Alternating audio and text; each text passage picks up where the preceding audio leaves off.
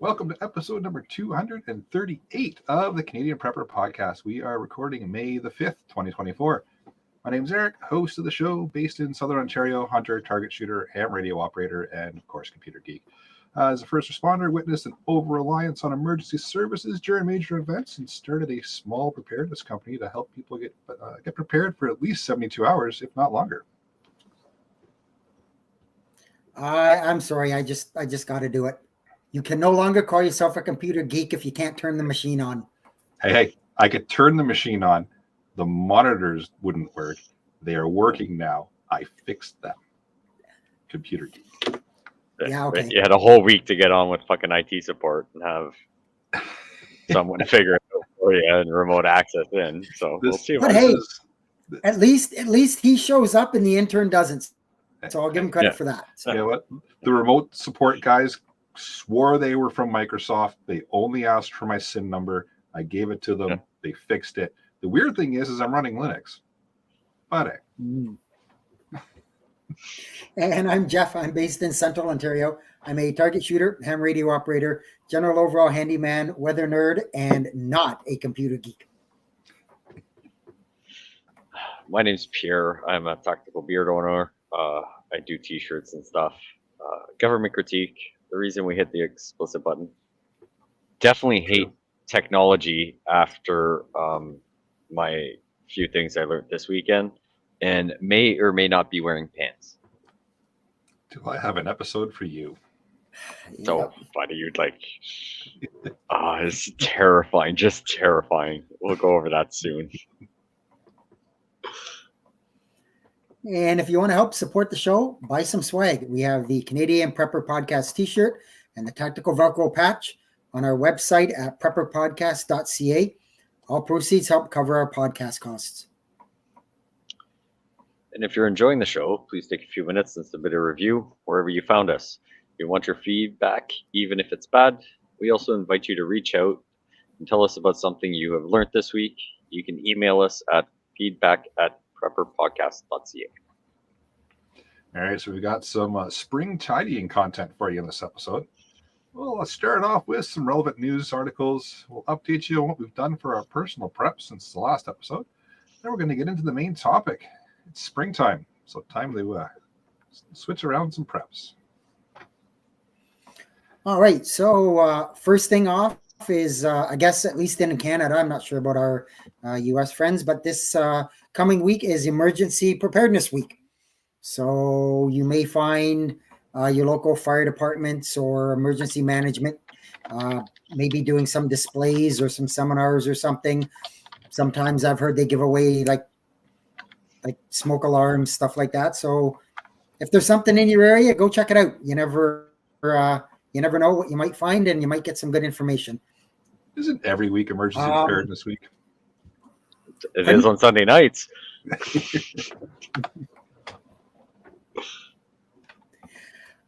So basing on the on my weather thing, so I put a YouTube link in there. So I believe it was Thursday night, late afternoon. I was actually watching some pretty severe weather going on in Texas and the States, and I was paying attention to a few storm chasers who had live feeds going on, and I was watching one of them. His name's Freddie McKinney, younger kid.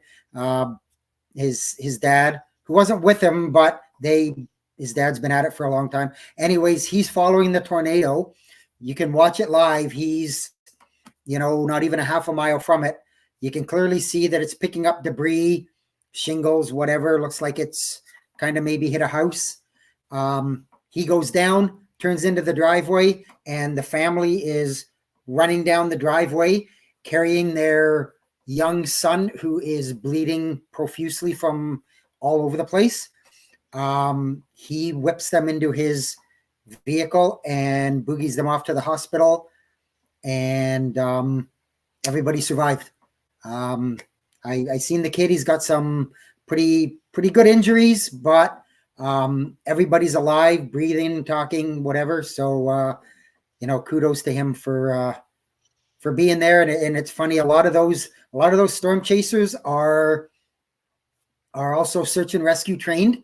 It just, I mean, it goes with saying, if you're going to be chasing tornadoes, you're probably going to find damaged buildings, damaged.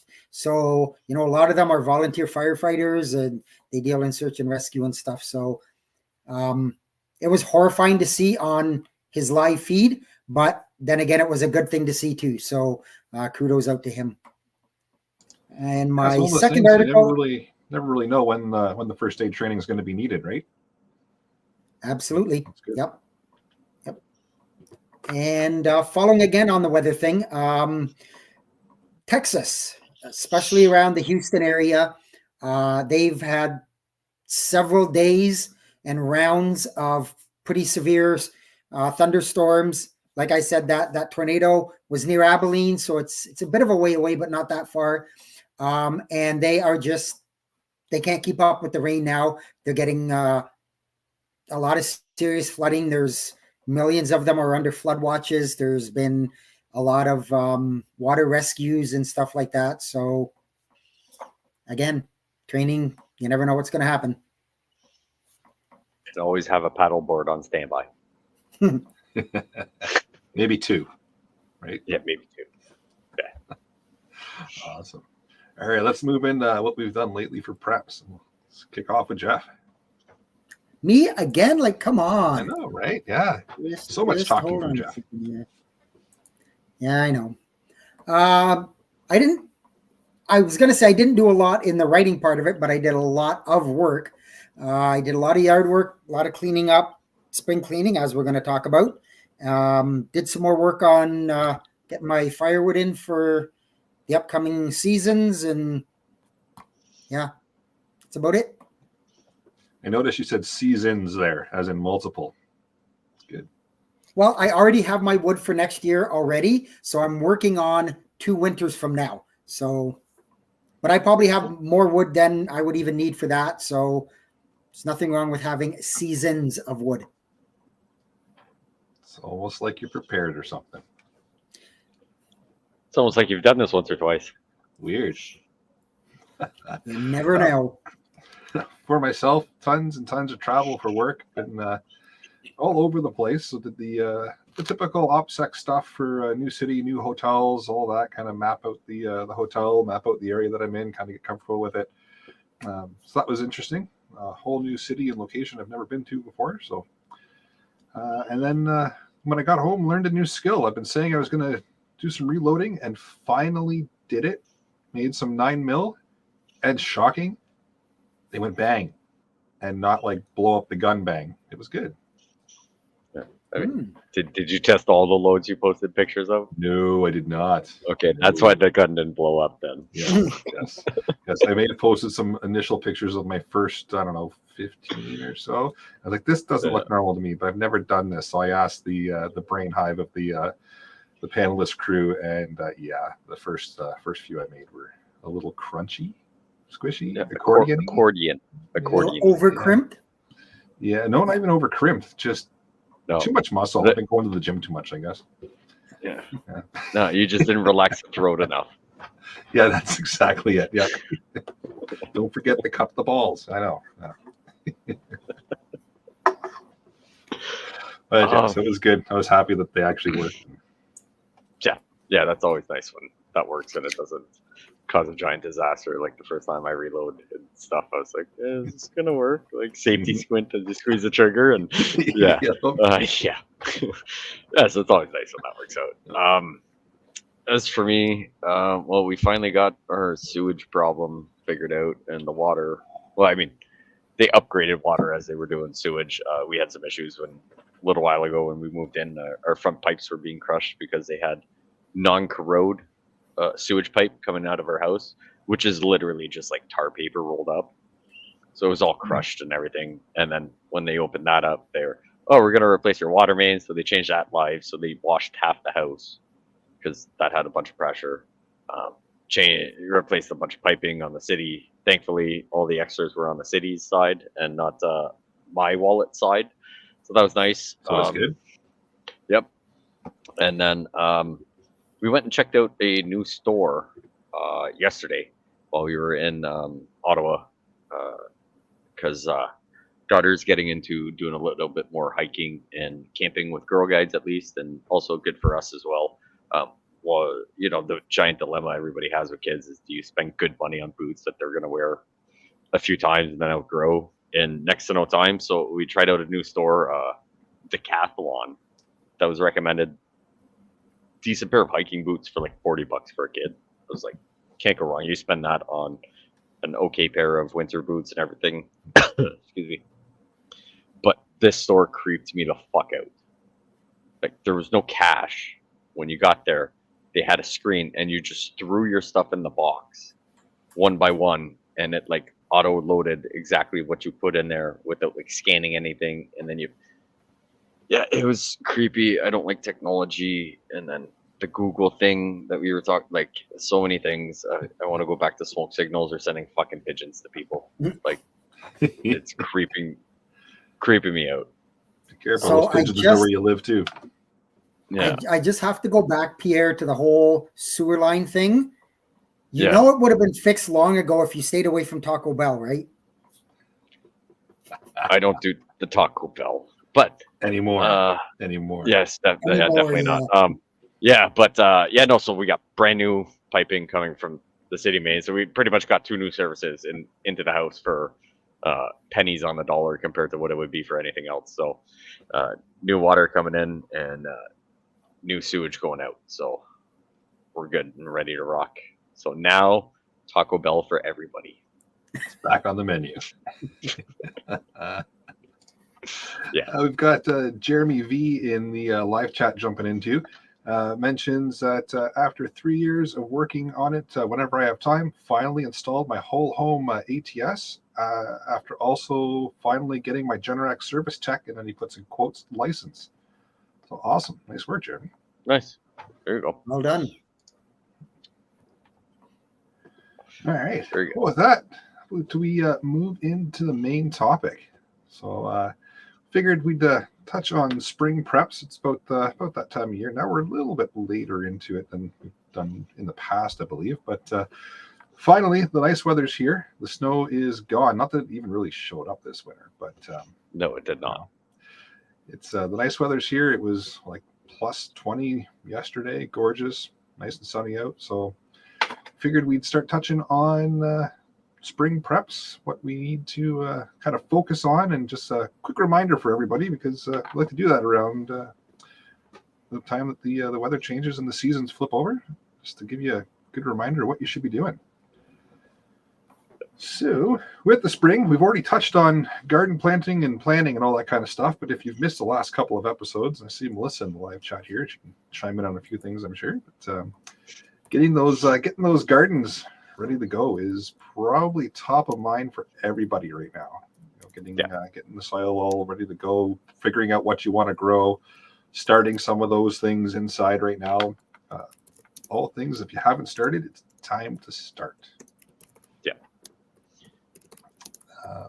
And then we spin that into home maintenance. So you're looking at the gardens outside, and all of a sudden you realize, like Jeff was saying in his in his preps there for the last week, the yard's a mess.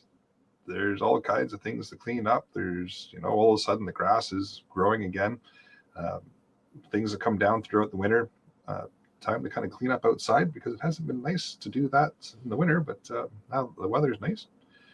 And especially checking things out in the spring, right? So now you can walk around the house. So looking at, things like your windows, your roof. Is it, did it last the winter? Did it make it through the freezing and the thawing and all that kind of fun stuff we had throughout the winter?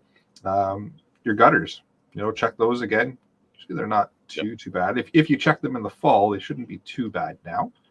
But it's always good to double check them, make sure they're not all clogged up, because the rain is coming, because that's the thing with the spring and the summer. But like I said, shingles as well, kind of a big thing to check, because they take a pounding in the winter time. Maybe not so much this past one, but something you want to check out. Your HVAC, like you say, systems. when you're out there doing your spring cleaning and you're finding shingles on the ground, good indication you might want to get up there and have a look and see what's going on. That's a clue. Sure. If the shingles are on the ground and not on the roof, It's time to check. Or if you have a tin roof and you're finding all these screws in your backyard, it might be good to get up there and make sure they're not your screws. This is true. Yep. Yes. That's a good point. Yep. Yeah. Checking HVAC systems as well, because the furnace is probably winding down now, but you're probably going to want to crank up the AC here in the next month or two. So making sure that that's all operational and good to go, because it's not always apocalypse talk. It's nice to be comfortable in the summer. There might not be zombies this summer, but at least you'll be nice and cool if your AC's running. Yeah. And then just checking sweaty. And like they always say, servicing it and keeping it running is going to be a lot cheaper than having to replace it. It's true. Especially if the zombies do come. Exactly. Yeah, nobody to come and replace it then. The zombies ain't going to help you. No, you don't want sweaty balls and clapping zombies at the same time. Does it make for a fun time? No, I don't know if I've ever experienced it, because never come across zombies, but I'd imagine it's not a good time. I've played them on Call of Duty with no AC. It's not fun. I'm figuring it's probably the same. Right. Yes, you're probably right. Call of Duty is very realistic. So yeah. That's why I don't have to do basic training. Gotcha. And then another main thing you can do now is just even walk your property and just look for any damage that's happened as a result of heavy snow, freezing, thawing, all that kind of stuff. Now's the time to do it, because it's not too stupid hot out, but it's not too stupid cold. It's just about right to kind of do all that stuff outside and make sure that there hasn't been any major damage from the winter. Especially if you're in an area that you have trees around, just take a look at the trees. Are they leaning more than they were before? Does something look a bit out of place? Get it looked at before you are rebuilding your house, because you had some more damage than you were anticipating, shall we say. True. And Jeremy in the live chat again has got a really good point. He had to clean out his roof vented laundry midwinter. Was getting flow codes, so good thing to check before the heat. That's always a good thing to check. Yeah, anytime kind of walking the property, depending on where the vent is. It sounds like his is from the roof, so that might be a little bit trickier to check on the regular when you're outside. I know mine's not on the roof; it's just out the side of the house, so I can check it fairly easily. But yeah, and that's can create a fire hazard as well if it's not cleaned out regularly or watched and maintained. So great point, Jeremy. Yeah, and even get your CO detectors to go off depending on what you're burning for your heat. Yep. There it is. Somewhere Alan's ears are burning. I was going to say Alan would be proud. Yep. It's only 18 minutes in. Look at that. Yeah, somewhere if you got a random nipple hard, it's because of us. So another thing to add to walking around the property and figuring out whatever, other than today, at least where I live, it rained pretty hard all day. But when most of your property is dried up, sun's out, go walking around and see if you've still got any wet spots. It's probably a good indicator that you might need to change the grade or do something, especially if it's close to the house. You want to try and get water away from the house. But if your grade is off, or they just realize that over here is always wet, excessively longer than the rest of your property, might want to get that sorted out, whether it's just excavate and replace with better soil, or just add some soil to try and get water dissipation, or you realize your sub pump is literally just dumping at rates beside your house because there's a pipe broken or something. But taking a walk around and just figuring out if there's any extra moist places compared to the rest of your property. Now, I mean, not today, depending where you lived in Canada, because we gotta everything's wet outside right now, but it's supposed to be nice in the next day or two. So that's going to be one thing, is walk around and just be like, is it extra wet here compared to over there, and all that can help you hopefully mitigate some problems for flooding or even drafts. If everything gets crazy cold and is close to the foundation, at least for next winter, may help with your heating bill. That's a great point. I definitely have to do that this summer, because we've got a couple spots in the backyard that aren't exactly level. So They get those sorted, and exactly like you said, they stay kind of pooled and wet longer than everywhere else. Easy to identify, which is nice. But it's exactly that. But put some soil even down go and around pop with the them out. shovel, right? Oh Like, yeah, it good doesn't point. look wet, but like, it It goes is, down really smooth here, and everywhere else is harder. If you're on a septic, is it something with your septic? Is it your water mains? There's a whole bunch of stuff that could add to it that could save yourself a hassle of no water or no sewage for a few days, like we had to That's a deal good with. point But with the septic. if you're on septic, just are your runs getting crushed and not dissipating the water properly? Getting that done, be way better. Yeah, Jeremy in the live chat again. You should just join the panel, Jeremy, because lots of good points tonight. He says that he noticed septic discharge is plugged. A friend of his noticed that after digging, it was a tree root that broke the outlet of the tank. But it's always good to check that stuff well in advance, because that could have turned into a huge disaster if you didn't catch it in time. So could have been really, really shitty. But a bunch. Yeah. So that's another thing, and we talk about this quite often on the podcast, fire safety and even wildfire preparedness, right? It's not something that's going to affect everybody that listens, but some people, that's a thing, especially the wildfires, because now it is wildfire season, right? Yeah, so in certain just places for sure. Getting ready for that, because the season's actually already started as far as I know. There's already a couple of fires going in Canada, so it's just being prepared for that. Go back and listen to some of the past episodes that we've done on wildfires and such, and we even did an episode with Hughes, which goes back quite a ways now, where he actually had the evac because of the wildfire right close to his area. So even listening to that to get an idea of timings and how fast things actually happen, great idea to do, because you might find yourself facing the wildfire, or even just fire safety in general is always good. And we already touched on it at the 18-minute mark about the CO and all that kind of stuff. But I figured I'd throw another one out there for Alan, just in case he didn't get the first carbon monoxide. But checking those out is always good, and getting a plan together, right? And then water management, because with summer comes droughts, right? It's going to happen. It may not affect you directly. It may. Again, all depends on the area that you're in, but have something ready to go in case you do end up with that drought, or that if you're on municipal water or similar kind of setup, where they can possibly restrict how much water you can use because there's a drought going on. Have some stuff set up and ready to go for that. Some rain barrels, irrigation systems for your gardens. Any kind of leaks in your hoses, your sprinkler systems, like checking all that kind of stuff out as well. If you are going to be watering your grass and such, getting that all ready to go is definitely a thing. Or even for watering your gardens and getting those all going as well, right? All good things to check. Yep. Yes, actually, we're getting a rain barrel, I think, later on this week. Nice. One of those big ones there. They had a crazy good sale for some reason at the daughter's school.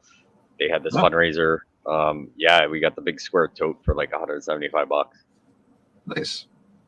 Yeah, which is a pretty good deal. So we're gonna pick that up and set that up in the back. Try and get some water away from the foundation in the back corner. So hopefully that'll help.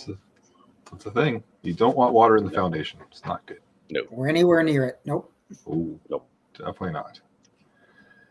Outdoor recreation is going to be a thing, right? So, if it could be a thing in the wintertime too, but more so in the summertime, people tend to get out, go out camping, go out on the trails, get the bikes out, get the boats out, get all those kind of things where you're outside enjoying the weather. So being ready for, like Jeff mentioned in the news article there, any kind of first aid type of scenario, because with outdoor recreation comes injury. So outdoor boo-boos. Outdoor boo-boos. Yeah. So getting ready to deal with those, getting ready to enjoy the outdoor weather, but just being, dare I say, prepared. Weird for this show. Ooh. Yes. But just being ready for that kind of stuff. Hiking, camping, boating, being on Okay. top of the weather for those things, right? So Yeah. Jeff does a good weather blurb every Sunday. You should probably listen to it and just know what's kind of coming up, what may be weather-wise, either make your outdoor activity good or could ruin it, right? So being just on top of that ahead of time is always a good thing. So And in case you don't know or already know or have a hard time finding, one of the best things to do if you're gonna get into it, especially when the weather's starting around this time of year, ticks are out and about, coming out of hibernation. I refrain wearing shorts every time I go in the woods. Doesn't matter the weather. I tend to tuck my pants, not necessarily into my boots, but kind of make a seal at the bottom.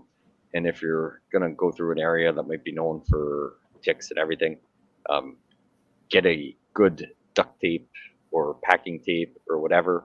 You put sticky side out, wrap them around your boots and everything. So even if you step on something tries to climb up your leg, they get stuck on the tape.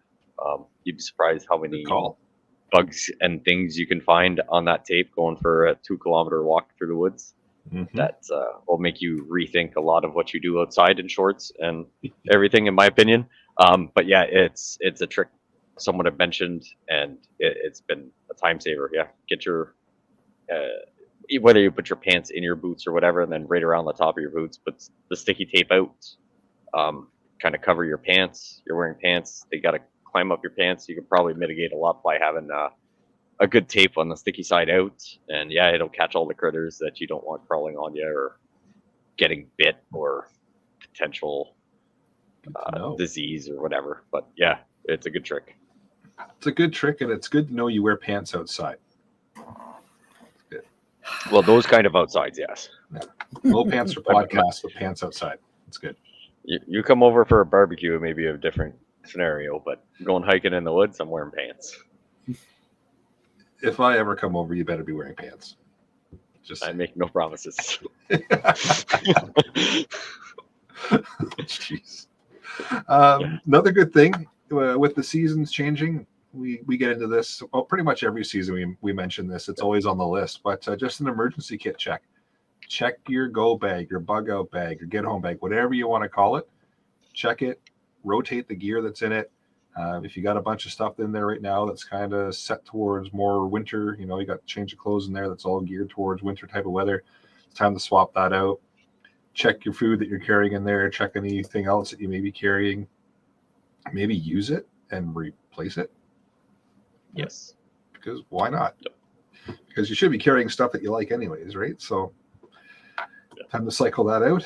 And check your first aid kits. Check really any kind of kit that you carry with you, whether it's your EDC, it's your, like I said, your go bag, your bug out bag, your get home bag, whatever you want to call it. First aid kits that you carry either in the vehicle or that you've got at home.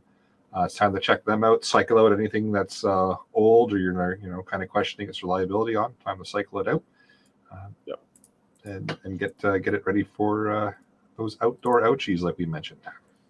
Yeah. And I would say start incorporating adding water into your vehicle. Yeah. That's one thing I normally take out of the vehicles in the winter because you don't want to get in there and the bottle crack, and then as you're driving somewhere and you got a big pool in the back and your carpet's all frozen and everything.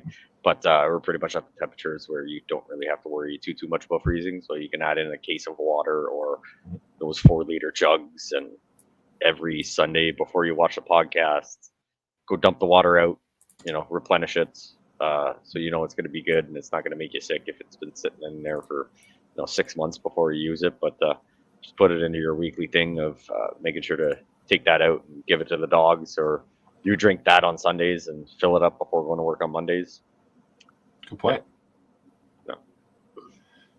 And then touching on the whole first aid, medical kits or whatever kind of kits you want to talk about, it's allergy season.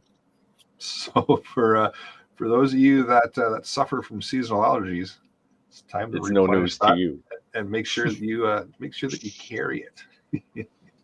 So, yes, always something good to remember, because it always sucks when you're out there and you realize, I didn't bring anything with me. I should have put that in my kit when I was going over it, and I forgot. So yeah. It's time to.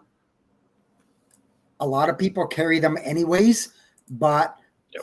especially people who are allergic to bees and bee stings and Mhm. stuff like that, winter is not that much of a concern. In the spring, they are very active. So Yes. if you are allergic or you know somebody who is, now's the time to check your EpiPens, replenish them if they need to be, know where they are, remind your friends and family how to use that EpiPen on you should something happen and you can't do it yourself. It's orange to the sky, blue to the thigh, right? Misinformation. Right, but Reverse it. yeah, Reverse it.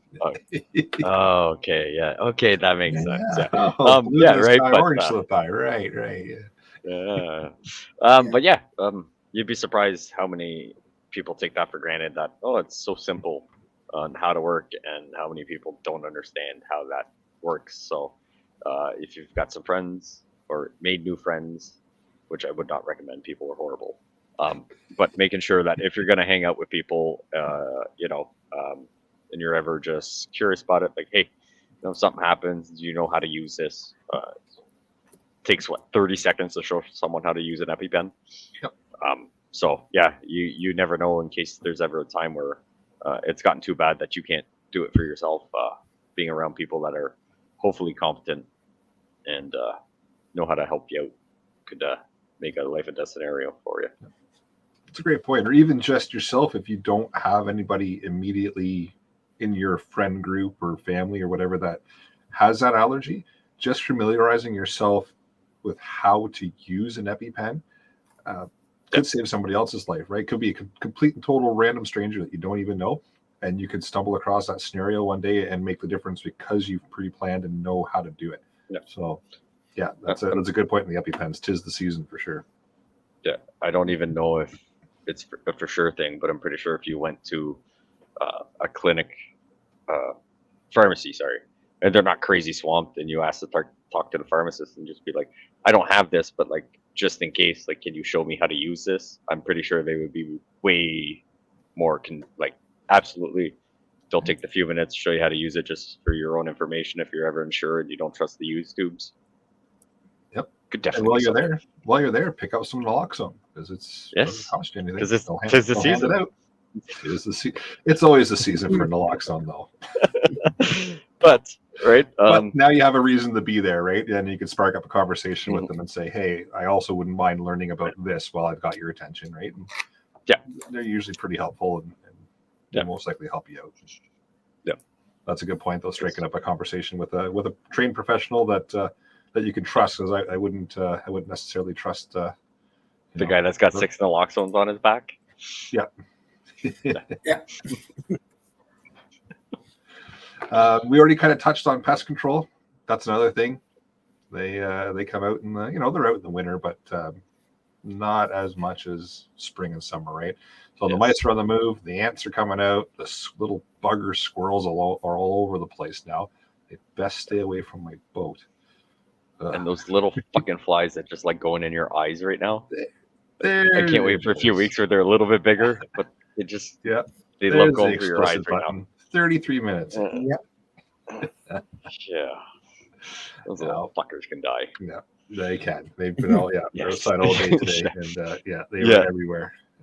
Yeah. You go from the little Natsiums to the black flies up north that can carry you away. Mm-hmm. Yeah, the ones that they rip your arm off and you got to chase them down while putting a tourniquet on. It's weird. Oh boy! And then where would we be? Go ahead, Pierre. Well, I was just looking at pest control. If you've got crawl space, basements, you've got your shelving that you keep all your supplies. It'd be good maybe not to tear down your shelving, but look behind there, see if there's any new bugs, new wet spots. We've got a crawl space. I was just in there digging everything out, so everything looked good there, but something to stay on top of. Maybe make yourself a monthly check of getting into those weird dark corners in the house of just your storage area, whether it be your sheds, your basement, your crawl space, so that you can hopefully mitigate a pest problem. Doing it yourself, going to get some raid, compared to having to get your house fumigated. Mhm. 6 months from now might be way better off. That's a good point. Very good point. And then where would we be without touching on vehicle maintenance? So we touch on Yes. that, as dedicated episodes, and then we always touch on it on all the Yep. season changing kind of episodes. Huge thing, right? Especially if the You vehicle's change kind of your you main change mode of transportation. summer lube on your truck gun. That's what you got to worry about. Yeah. Right. Yes. It's very important. Yeah. And that summer blend of gas versus the winter blend, Yes. right? Yes. Yes. And the air in your tires. Oh, yeah. Mm-hmm. Yes. Yep. Need that summer air. Yeah. Yeah. And your blinker fluid, because it You beat me to it.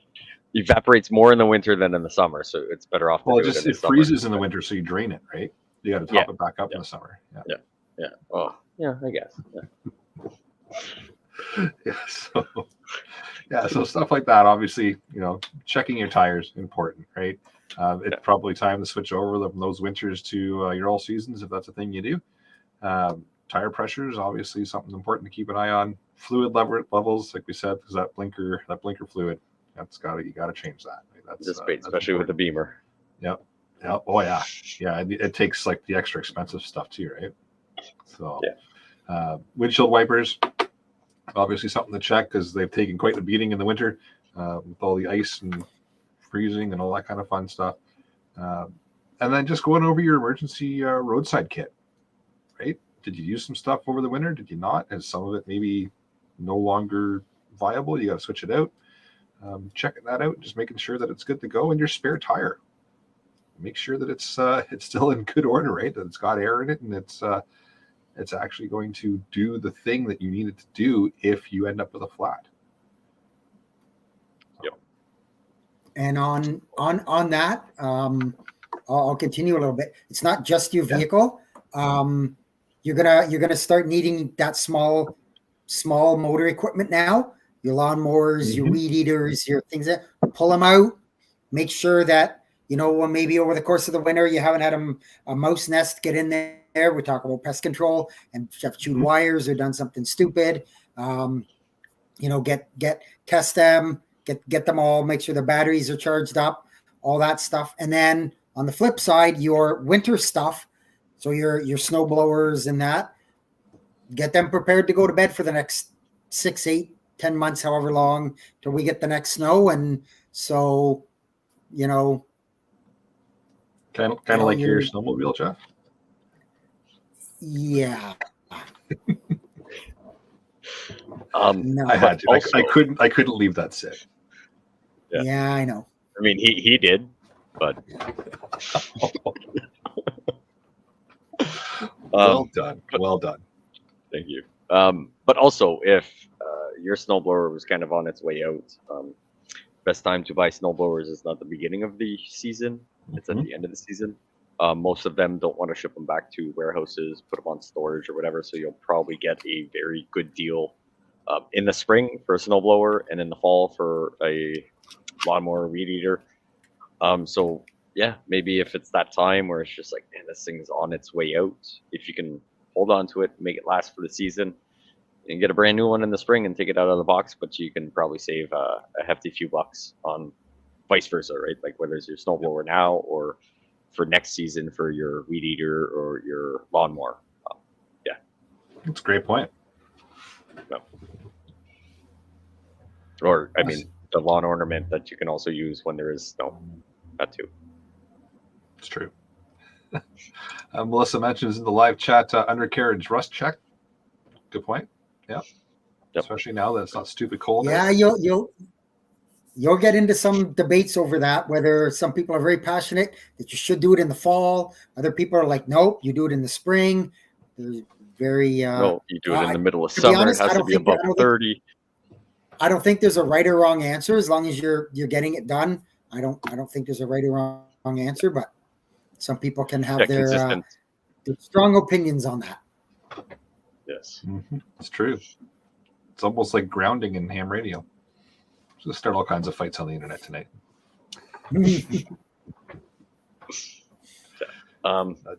So vehicle, not mentioned. brake maintenance and checks and all that. Like if you're doing your own tires, maybe if you don't have shoes in the back, but you've got calipers all around, just kind of taking a glance, making sure the outside and inside pad kind of look the same. Brakes tend to wear out on the inside way more than the outside. So taking a flashlight, looking at it, does everything look good? Or, does the inner pad have half the life of the outside? Either do it yourself, learn a skill, or, make an appointment to get that checked out before you plan to take that summer road trip or this, that. Just small little things, making sure there's nothing rattling, nothing looks broken as you're taking your tires off, your summer's on. Or take it to the dealer or wherever you get it done and say, hey, do you mind taking a look at everything and, go with it whichever way. Whichever way you do it, obviously way better off than on the side of the road while you're trying to take a family trip and realizing your brakes are just shot because you didn't bother checking it prior to that. And realizing that all the snacks you packed are no longer there because you ate them all. Yes, that happens from time to time. Yeah. But yeah, it's a couple of, fairly standard things to help you kind of get your mindset into the new season because, spring is here, summer's upon us shortly. We always like to take an episode and just kind of, get listeners' mindsets into that so you can start, moving into the new season, getting everything ready. And then before you know it, we'll be doing another episode on winter preps. Ugh. Yep. Yeah. Any other comments from panelists? Anything we missed or we should add? No, I think we covered everything. I just, kind of reinforce. It's been mentioned a couple of times, but clean out your gutters and your downspouts and make sure that the water is draining away from your house and don't let it pool around. I was just actually talking to somebody I bumped into today. I was at Home Depot and he was there getting some patch because his basement had started to leak a little bit. And I just casually made the comment that, you better make sure the way the water's getting there. And he kind of went, oh yeah, never thought of that. So. Good point. Yeah. One thing we kind of vaguely went over, but it'll be a little more specific. If you've got kiddos or even yourself, you're camping, your summer stuff, your shorts, your summer shoes, your boots for hiking and all that stuff. Take it out, make sure everything still fits. Especially we all know kids, they can go through 3 pairs of boots in one summer. Just do growth spurts. Yeah, right. Like I'm sure we've all bought clothes for kids and like they haven't even worn it because they've outgrown that size already.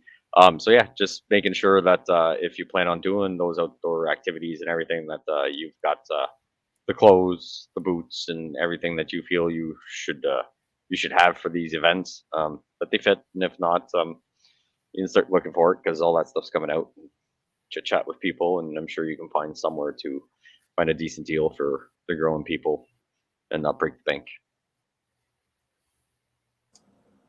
Oh, very nice. Awesome. Well, like I said, we want to do a quick just reminder for everybody to get them in kind of the mindset for switching over to the spring and the summer. And hopefully this has maybe sparked a couple ideas in your mind if you haven't done a couple of things or if you haven't realized that, hey, we're in spring now. Now is the time to start getting into these things and getting ready because the nice weather is upon us. So it's time to get outside and do all the fun stuff.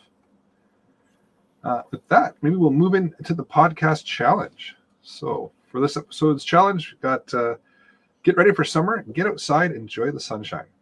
Because like I said, before you know it, winter's going to be back. Yep. Upcoming events. So we've got the annual Preppers Meet coming up July 11th to the 14th. Just a heads up, the venue has changed. So now it is in Alliston, Ontario. So there's going to be some people that are not happy about that, others that are happy about that. I don't know the reasoning as to why it's changed venues, but it has. So it's now Alliston. So come on out. If you haven't gotten your tickets yet, grab them at annualpreppersmeet.com and come out for a good weekend of fun and learning all kinds of new stuff. And yeah, it's always a good group of people. So, Jeff, you've got a weather blurb. I certainly do. So, as I kind of alluded to it in my couple of spots there in the news section, it's been a pretty active week in terms of severe weather, especially down in the deeper south of the U.S. Severe thunderstorms, tornadoes, floodings are and have been and are ongoing as the big concern right now. And it's not going to stop, actually. So for this coming week, probably looking at another multi-day severe weather risk starting tomorrow. Risks are going to be multiple strong, potentially long-track tornadoes, large to giant, or what they call gorilla hail, and severe and damaging winds all appear likely. So starting tomorrow, for areas that are going to affect a large amount of people, about 2 million people, in a stretch from Oklahoma City through Wichita and Kansas, they're at a level 4 out of 5 on the risk assessment for severe storms. So if you live in those areas, be aware. Tuesday, the threat level is going to shift a bit eastward into the Mississippi Valley and Ohio Valley region areas. They are a threat level 2 out of 5. Don't let that fool you. A lot of bad weather and tornadoes still come at low threat levels. If there's any kind of a threat level, the weather, bad weather can happen. And that's going to exist for areas, like I say, a bit more east. So we're talking Louisville, Nashville, Memphis, Little Rock, areas up to and along, like in around Cincinnati and Indianapolis. The main threat there will be damaging winds, but the potential for tornadoes and hail still exists. Wednesday, it's going to be in the same similar area. It's going to stretch a bit more south, so it's going to include the northeastern Texas and right through up into western Ohio. Daytime heating and humid conditions will help fuel the severe threat, especially in the afternoon and evening. Again, it includes large hail, damaging winds, and tornadoes. That's as far out as the National Weather Service, and that kind of goes with their prediction. After that, I still believe we're going to have active weather. A lot of the models are not in full agreement, so they haven't really put out a forecast yet, but I still think we're going to continue to see active weather. All of the ingredients are there. We've got a blocking high that's kind of sitting over the eastern U.S., and you've got the cold front and the dry, and what they call a dry line coming in from the west. And when those two clash, you get the active weather. So I still think it's going to happen.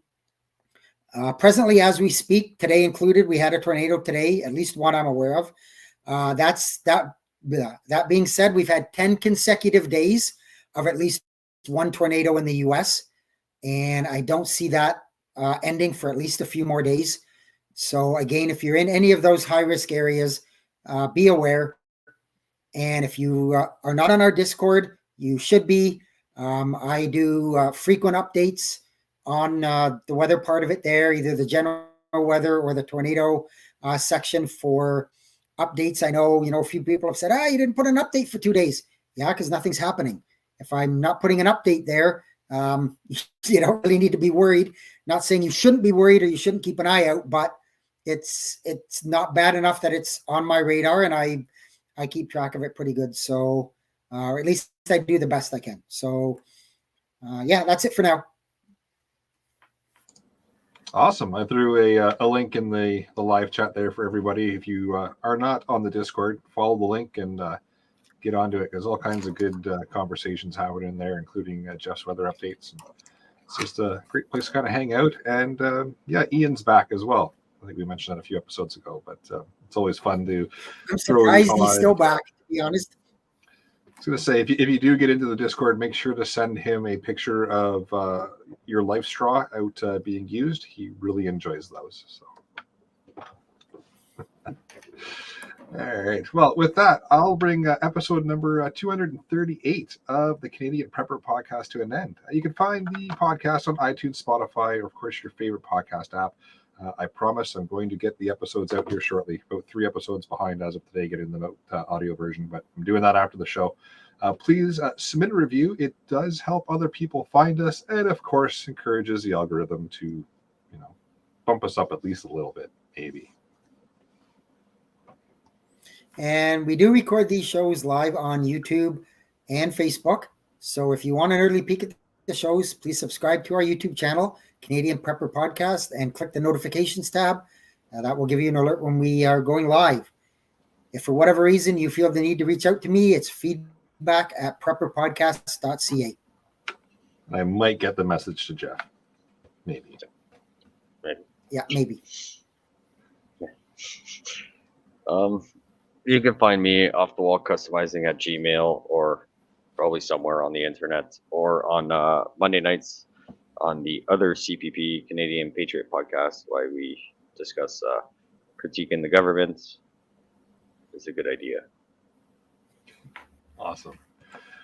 Please check out Rapid Survival at rapidsurvival.com. You can get me there on the live chat, or you can also email me at feedback@prepperpodcast.ca. So thanks for joining us. Until next time, be prepared, stay safe, and keep learning.